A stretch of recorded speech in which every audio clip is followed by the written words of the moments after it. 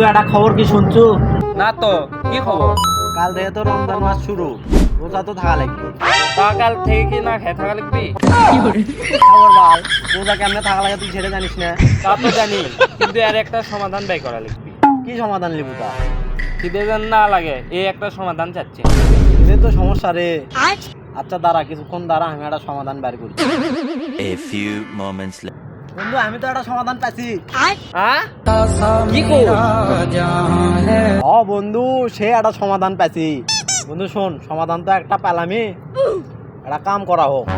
দুজনেই বাড়ির যায়, বাড়ির দিয়ে এখন থেকে যা পামো বাড়ির, এখন থেকে খাবার লাগবো, একবারে শিয়ারি পর্যন্ত খাইতে থাকবো। খাবার শেষ হয়ে যায়, দরকার পরে মুড়িলে শুকনো মুড়ি খেয়ে দে, শিয়ারি খেয়ে তারপর ঘুম আসবে। বন্ধু বুদ্ধি তো ভালোই দিছু। যে দিন বড় আর যে রোদ, তাও অনেক কষ্টকর হয়ে যায়। সময় মেলা চলে যাবে, এখন থেকে খাওয়া start করে।